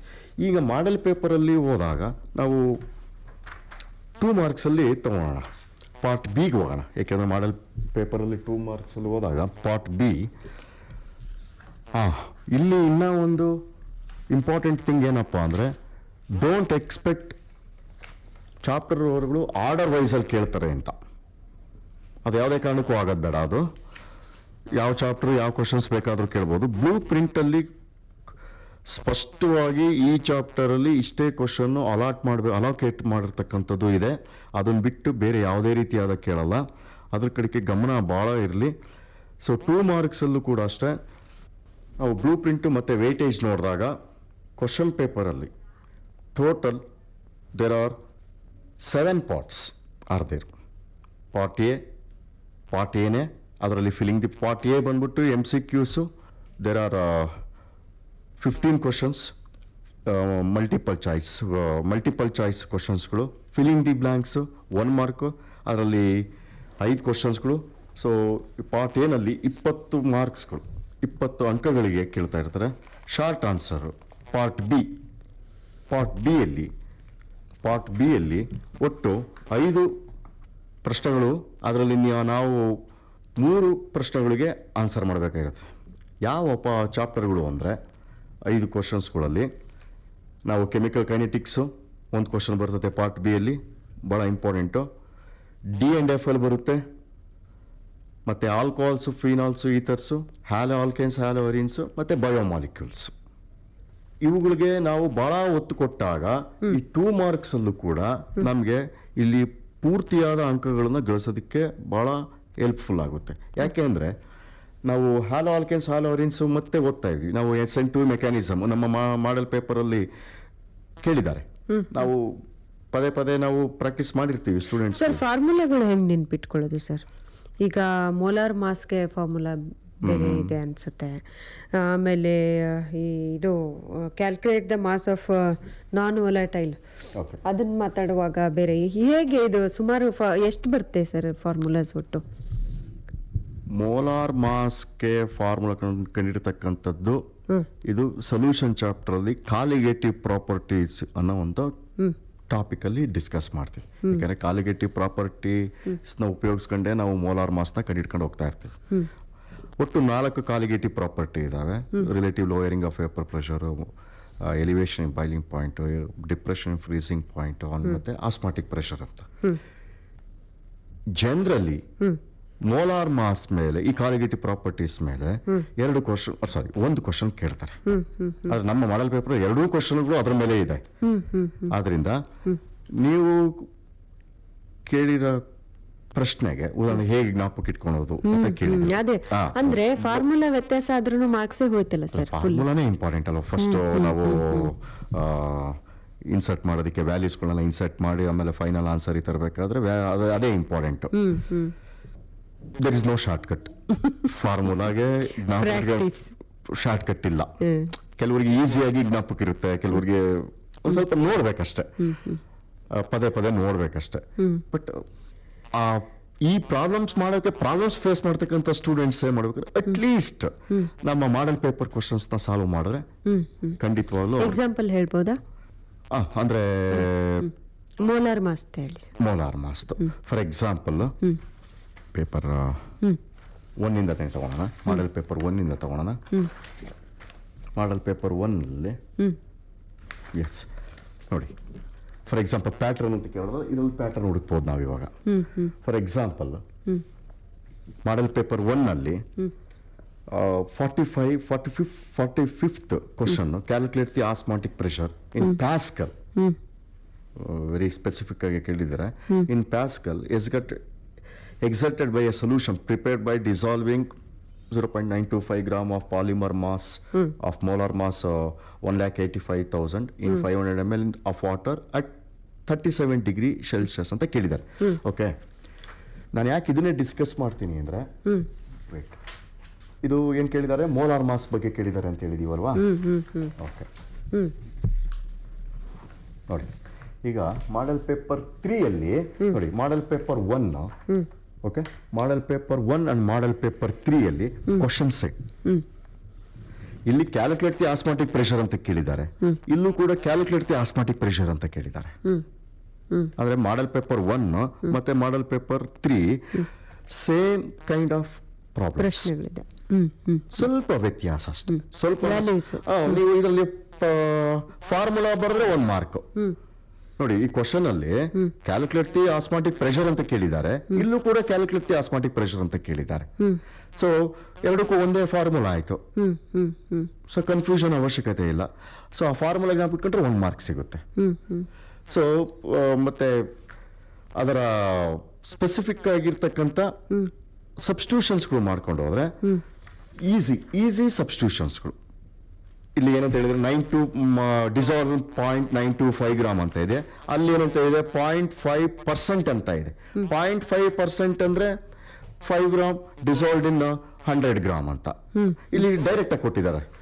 5 ಗ್ರಾಮ್ ಬದಲು 0.925 ಗ್ರಾಮ್ ಸಬ್ಸ್ಟಿಟ್ಯೂಟ್ ಮಾಡಿದ್ರೆ, ಅಂದ್ರೆ W2 ಅಂತ ಬರ್ತಿದಲ್ಲಿ ಅಲ್ಲಿಗೆ ಸಬ್ಸ್ಟಿಟ್ಯೂಟ್ ಮಾಡಿದ್ರೆ ಅಲ್ಲಿಗೆ ಒಂದೇ ಲೈನ್, ಆಲ್ಮೋಸ್ಟ್ ಒಂದೇ ಏನಪ್ಪ ಸಬ್ಸ್ಟಿಟ್ಯೂಷನ್ ಫಾರ್ಮುಲಾಗೆ. ಇಲ್ಲಿ ಏನ್ ಕೇಳಿದ್ದಾರೆ, ಇಲ್ಲಿ ಬಾರ್ ಅಂತ ಕೇಳಿದ್ದಾರೆ, ಅಂದ್ರೆ ಯೂನಿಟ್ ಇಡಬೇಕು ಅಂತ ಹೇಳ್ತಾ ಇದೀವಲ್ಲ. ಥರ್ಡ್ ಮಾಡೆಲ್ ಪೇಪರ್ ಅಲ್ಲಿ ಅವರೇ ಕೊಟ್ಟಿದ್ದಾರೆ, R ವ್ಯಾಲ್ಯೂ ಅಲ್ಲೇ ಬಾರ್ ಅಂತ ಇರೋದ್ರಿಂದ ಪೈ ವ್ಯಾಲ್ಯೂ ಕೂಡ ಅಂದ್ರೆ ಆಸ್ಮಾಟಿಕ್ ಪ್ರೆಷರ್ ವ್ಯಾಲ್ಯೂ ಕೂಡ ಬಾರು. ಇಲ್ಲೂ ಕೂಡ ಹೇಳಿದ್ದಾರೆ, ಇಲ್ಲಿ ಸ್ಪಷ್ಟವಾಗಿ ಹೇಳಿದ್ದಾರೆ. ಇಲ್ಲೇ ಪ್ಯಾಸ್ಕಲ್ ಅಂತ ಕೊಟ್ಟಿದ್ದಾರೆ, ಈ calculate the osmotic pressure in pascal. ಇಲ್ಲಿ ಪ್ಯಾಸ್ಕಲ್ ಅಂತ ಬರೆದ್ರೆ 1 ಮಾರ್ಕ್ ಬರುತ್ತೆ ಅಲ್ಲಿಗೆ. ಅಂದ್ರೆ ಆನ್ಸರ್ ಕರೆಕ್ಟ್ ಆಗಿರ್ಬೇಕು, ಆನ್ಸರ್ ಕರೆಕ್ಟ್. ಬಟ್ ಎರಡು ಸೇಮ್ ಪ್ರಾಬ್ಲಮ್ಸ್. ನಾನು ಅದಕ್ಕೆ ಕಂಪೈಲ್ ಮಾಡಿ ಪ್ಯಾಟರ್ನ್ ಕಡೆಗೆ ಗಮನ ಕೊಡಿ ಅಂತ ಹೇಳಿದಾಗ ಅವಾಗ ಇದೇ ಬೇರೆ ಕ್ವಶನ್ ಅದೇ ಬೇರೆ ಕ್ವಶನ್ ಅಂತ ಓದೋದು ಅವಾಯ್ಡ್ ಆಗ್ತದೆ, ಟೈಮ್ ಸೇವ್ ಆಗ್ತದೆ. ನೆಕ್ಸ್ಟ್ ಅದೇ ರೀತಿ ನೀವೀಗ ಹೇಳಿದ್ರಿ, ಇನ್ನೊಂದು ಕ್ವಶನ್ ತಗೊಳ್ಳೋಣ. ಅದೇ ರೀತಿ ಮಾಡೆಲ್ ಪೇಪರ್ 2 ಅಲ್ಲಿ ನೋಡಿ, ಎರಡೂ ಕ್ವಶನ್ಸ್ 41 ಮತ್ತು 42 questions same. Calculate the mass of non volatile solute and molar mass ಅಂತ ಹೇಳಿ, ಎರಡೂ ಬೇರೆ ಬೇರೆ ಪ್ರಾಬ್ಲಮ್. ಆದರೆ ಕಾಲಿಗೇಟಿವ್ ಪ್ರಾಪರ್ಟಿ ಅಂದ್ರೆ ಅದರಿಂದ ನಾನು ವಿದ್ಯಾರ್ಥಿಗಳು ಏನಂತ ಹೇಳ್ತೀನಪ್ಪ, ಸೊಲ್ಯೂಷನ್ ಚಾಪ್ಟರ್ ಎಸ್ಪೆಷಲಿ ಕಾಲಿಗೇಟಿವ್ ಪ್ರಾಪರ್ಟಿಲಿ ಬರೋದಕ್ಕೆ ನೀವು ಫಾರ್ಮುಲಾಗಳನ್ನ ಒಂತ ಬರ್ಕೊಳ್ರಿ. ಪ್ರಾಬ್ಲಮ್ ಸಾಲ್ವ್ ಮಾಡೋದು ಆಮೇಲೆ ಮೊದಲು ಫಾರ್ಮುಲಾಗಳನ್ನ ಒಂತ ಬರ್ಕೊಳ್ಳಿ, ಅದನ್ನ ಒಂದು ಸ್ವಲ್ಪ ಗ್ಲಾನ್ಸ್ ಮಾಡ್ಕೊಂಡು ಹೋಗ್ತಾ ಇರಿ. ಗ್ಲಾನ್ಸ್ ಮಾಡ್ಕೊಂಡು ಹೋದಾಗ ಆವಾಗ ಪ್ರಾಬ್ಲಮ್ಸ್ಗಳು ನಮ್ಮ ತಲೆಯಲ್ಲಿ ಉಳಿಯುತ್ತೆ ಅವಾಗ. ನೆಕ್ಸ್ಟ್ ಈಸಿ ಕ್ವಶನ್ಸ್ ಯಾವುದಪ್ಪ ಅಂದರೆ ಪ್ರಾಬ್ಲಮ್ಸ್ಗಳಲ್ಲೇ kinetics, first order reaction, rate constant ಕಂಡುಹಿಡಿಯೋದು, ರೇಟ್ ಕಾನ್ಸ್ಟಂಟ್, ಮತ್ತು ಇನ್ನೊಂದು ಹಾಫ್ ಲೈಫ್ ಪೀರಿಯಡ್ ಕಂಡುಹಿಡ್ತಕ್ಕಂಥದ್ದು ಭಾಳ ಈಸಿ ಕ್ವಶನ್ಸ್ಗಳು. ಇಲ್ಲಿಗೆ ಪ್ರಾಬ್ಲಮ್ಸ್ದು ಮುಗಿಸೋಣ, ಯಾಕೆಂದರೆ ನೆಕ್ಸ್ಟು ಟೈಮ್ ಮ್ಯಾನೇಜ್ಮೆಂಟ್ ಹೇಗೆ ಮಾಡ್ಕೋಬೇಕು ಸರ್ ಪ್ರಾಬ್ಲಮ್ಸ್ಗೆ. ನೀವು ಟೈಮ್ ಮ್ಯಾನೇಜ್ಮೆಂಟು ಮತ್ತು ಯೂಶಲಾಗಿ ಸ್ಟೂಡೆಂಟ್ಸು ಯಾವ ಥರ ತಪ್ಪು ಮಾಡ್ತಾರೆ, ಈ ಮಲ್ಟಿಪಲ್ ಚಾಯ್ಸ್ ಅಟೆಂಡ್ ಮಾಡಿರ್ತಾರೆ. ಓಕೆ, ಆ ಮಲ್ಟಿಪಲ್ ಚಾಯ್ಸಲ್ಲಿ ಒಂದು ಸೈಡಲ್ಲಿ ಬರೆದ್ರೆ ಮಾತ್ರ ಮಾರ್ಕ್ಸ್ ಕನ್ಸಿಡರ್ ಮಾಡೋದು. ಸಮ್ ಸ್ಟೂಡೆಂಟ್ಸ್ ಏನು ಮಾಡ್ತಾ ಇರ್ತಾರೆ, ಇಲ್ಲೂ ಬರೀತಾರೆ, ಲಾಸ್ಟ್ ಪೇಜಲ್ಲೂ ಅಥವಾ ಮಧ್ಯೆ ಎಲ್ಲಾದರೂ ಬರೀತಾರೆ. ಒಂದು ಸರಿ ಇರ್ತದೆ, ಒಂದು ತಪ್ಪಿರ್ತದೆ, ಆವಾಗ ಎರಡೂ ತಪ್ಪೆ, ಮಾರ್ಕ್ಸ್ ಬರಲ್ಲ. ಹೌದಾ? ಕನ್ಸಿಡರ್ ಮಾಡಲ್ಲ. ಒಂದೇ ಪ್ರಶ್ನೆ ಎರಡು ಕಡೆ ಬರೆಯಂಗಿಲ್ಲ. ಅದು ಬಹಳ ಡೌಟ್ ಇತ್ತು, ಸ್ಕ್ರಾಚ್ ಮಾಡಿ ಬರಿಬಹುದಲ್ಲ. ಅಲ್ಲೇ ಫಸ್ಟ್ ಪೇಜ್ ಅಲ್ಲಿ, ಅಂದ್ರೆ ಫಸ್ಟ್ ಟೈಮ್ ಅಟೆಂಡ್ ಮಾಡಿದಾಗ ಅಲ್ಲಿ ಬರೆದ್ರೆ ಮಾತ್ರ. ಫಸ್ಟ್ ಕ್ವಶನ್ ಕೊನೆ ಪೇಪರ್ ಅಲ್ಲಿ ಬರೆಯೋದು. ಫಾರ್ ಎಕ್ಸಾಂಪಲ್ ಫಸ್ಟ್ ಒಂದು ಕ್ವಶನ್ ತಗೊಳ್ಳೋಣ ಇಲ್ಲೇ. ಇವಾಗ ಮಾಡಲ್ ಪೇಪರ್ 3 ಅಲ್ಲೇನೆ the common oxidation state shown by the element with atomic number 21 ಅಂತ ಕೇಳಿದ್ದಾರೆ. 4 ಚಾಯ್ಸಸ್ ಇದೆ. 4 ಚಾಯ್ಸಸ್ ಅಲ್ಲಿ ಅವನಿಗೆ ಕನ್ಫ್ಯೂಷನ್, ಅದು +3 ಆಗಿರ್ತದೆ ಅಂತ. ಇನ್ನೊಬ್ಬ ಯಾರಾದ್ರೂ ಅಂತ ಅವನಿಗೆ ಇನ್ನೊಂದ್ಸರಿ ಡೌಟ್ ಬಂದ್ಬಿಡುತ್ತೆ, ಹೇ ಇದ್ ಬೇಡ ಅದ್ ಬರೆಯೋಣ, ಇದೂ ಇರ್ಲಿ ಅಲ್ಲೂ ಬರಿತೀನಿ ನಿಂತ್ಕೊಂಡು ಹೋಗ್ತಾನೆ ಅವಾಗ. ಅಂತ ಸಿಚುಯೇಷನ್ ಅಲ್ಲಿ ವ್ಯಾಲ್ಯೂಟರ್ಸ್ ಎರಡೂ ಕನ್ಸಿಡರ್ ಮಾಡಲ್ಲ, ಎರಡೂ ತಪ್ಪು. ಆದ್ರಿಂದ ತಪ್ಪಾದ್ರೂ ಅಷ್ಟೇ, ಸರಿಯಾದ್ರೂ ಅಷ್ಟೇ, ಫಸ್ಟ್ ಯಾವುದು ಅಟೆಂಪ್ಟ್ ಮಾಡಿರ್ತಾರೆ ಅಲ್ಲಿ ಕಡೆಗೆ ಗಮನ ಕೊಡ್ಬೇಕು ಅವರು. ಇದು ಬಹಳ ಅತ್ಯುತ್ತಮ ಪ್ರಶ್ನೆ ಆಯಿತು ನಿಮ್ಮ ಕಡೆಯಿಂದ.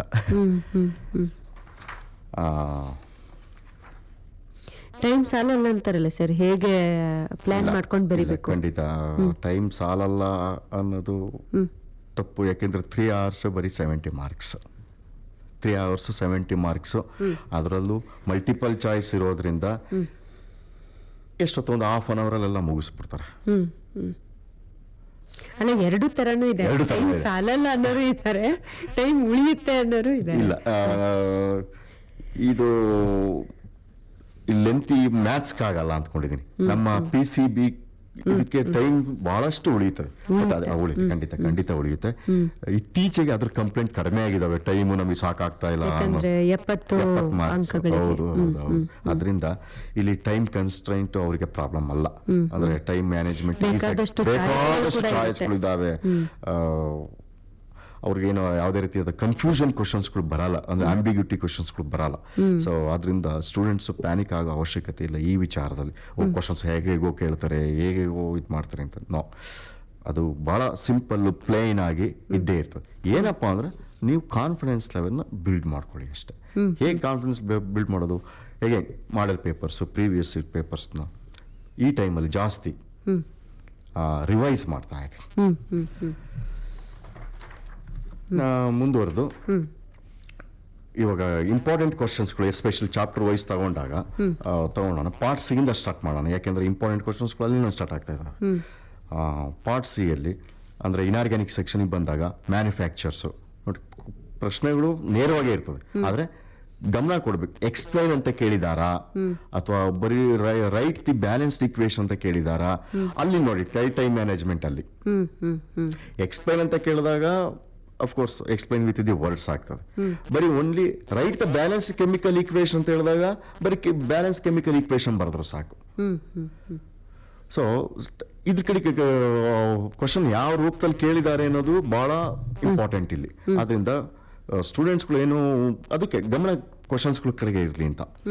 ಇಲ್ಲಿ for example write the balance chemical equation ಅಂತ ಕೇಳಿದ್ದಾರೆ. Involved in the manufacture of potassium dichromate from chromite ಅಂತ ಕೇಳಿದ್ದಾರೆ. ಇಲ್ಲಿ write the balanced chemical equation, only chemical equation. So no need to write in the words. Words ಬರೆಯೋಕೆ time ಬೇಕು, ಬರೀ balanced chemical equation ಬರೆಯೋಕೆ ಅದಕ್ಕಿಂತ ಅರ್ಧ ಬೇಕಷ್ಟ. ಅವಾಗ ಬೇರೆ ಕ್ವಶನ್ಗೆ ಹೋಗ್ಬೋದು ಈಸಿಯಾಗಿ, ಅವಾಗ ಅಲ್ಲಿ ಟೈಮ್ ಸೇವ್ ಆಗ್ತದೆ. ಸೊ ಇದು ಇಂಪಾರ್ಟೆಂಟ್ ಕ್ವಶನ್.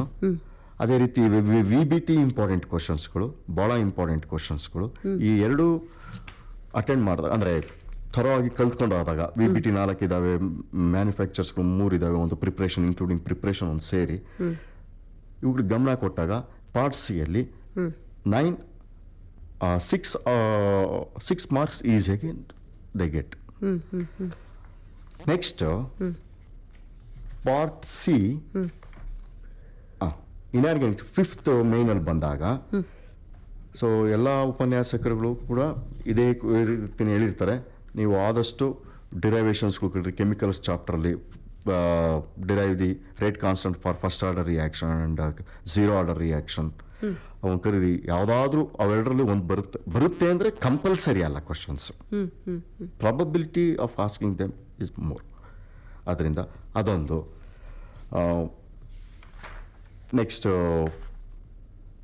ನಮ್ಮ ಇದರಲ್ಲಿ ಯಾವುದು inert electrode of cell reaction, bromide electrode ಕೇಳಿದ್ದಾರೆ ಇಲ್ಲಿ.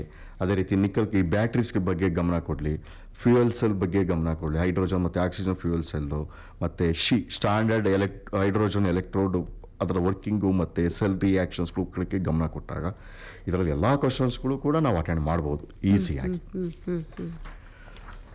ಸರ್, ಈಗ ಈ ಕಾರ್ಯಕ್ರಮದಲ್ಲಿ ಭಾಗವಹಿಸಕ್ಕಾಗದೇ ಇರೋರು ನಿಮ್ಮನ್ನ ಸಂಪರ್ಕ ಮಾಡಬಹುದಾ? ಏನಾದರೂ ಪ್ರಶ್ನೆಗಳಿದ್ದರೆ ಖಂಡಿತ ಖಂಡಿತ ಖಂಡಿತ. ನಿಮ್ಮ ದೂರವಾಣಿ ಸಂಖ್ಯೆಯನ್ನು ಹೇಳಿ. ನನ್ನದು ಮೊಬೈಲ್ ನಂಬರ್ ಬಂದ್ಬಿಟ್ಟು 988866969212. ಮತ್ತೊಮ್ಮೆ ಹೇಳ್ತೀನಿ, 9886692212. ಈ ಸಂಖ್ಯೆಯನ್ನು ಸಂಪರ್ಕ ಮಾಡಿದರೆ ಕೆಮಿಸ್ಟ್ರಿಗೆ ಸಂಬಂಧಪಟ್ಟ ಹಾಗೆ ಏನೇ ಪ್ರಶ್ನೆಗಳಿದ್ರು ಅವರು ತಮ್ಮನ್ನ ಸಂಪರ್ಕಿಸಿ ಚಾಪ್ಟರ್ ವೈಸ್ ಆಗಲಿ ಅಥವಾ ಓವರ್ ಆಲ್ ಆದ್ರೂ ಆಗಲಿ ಖಂಡಿತ welcome to ask questions. Correct. ಏನಂದ್ರೆ ಇಂಪಾರ್ಟೆಂಟ್ ಪ್ರಶ್ನೆಗಳನ್ನು ಕೇಳ್ತಾರೆ. ಯಾವ್ದು ಬರಬಹುದು, 90% ಯಾವುದು, 99% ಯಾವುದು ಅಂತ ಆ ಥರದ್ದು ಏನಾದ್ರು ಕೇಳಿದ್ರೆ ಹೇಳ್ಬೋದು ಅಂತ ಅನ್ಸುತ್ತೆ.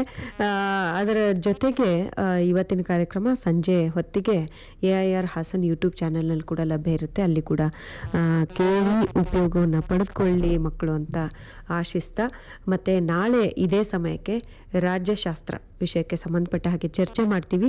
ಈ ಕಾರ್ಯಕ್ರಮದಲ್ಲಿ ಭಾಗವಹಿಸ್ತಾ ಇದ್ದಾರೆ ಭೈರಪ್ಪ RC. ಇವರು ಬಾಲಕಿಯರ ಸರ್ಕಾರಿ ಪದವಿ ಪೂರ್ವ ಕಾಲೇಜು ಅರಸೀಕೆರೆ, ಇಲ್ಲಿ ಉಪನ್ಯಾಸಕರಾಗಿದ್ದಾರೆ. ನಾಳೆ ಕರೆ ಮಾಡಿ ಅಂತ ಹೇಳ್ತಾ ಇವತ್ತಿನ ಕಾರ್ಯಕ್ರಮವನ್ನು ಇಲ್ಲಿಗೆ ಮುಗಿಸೋಣ. ಸರ್, ತುಂಬ ಧನ್ಯವಾದಗಳು ತಮಗೆ. ನಿಮಗೂ ಧನ್ಯವಾದಗಳು. ನಮಸ್ತೆ. ಇದುವರೆಗೂ ದ್ವಿತೀಯ PUC ನೇರ ಫೋನ್ ಇನ್ ಕಾರ್ಯಕ್ರಮ ಬಿತ್ತರವಾಯಿತು.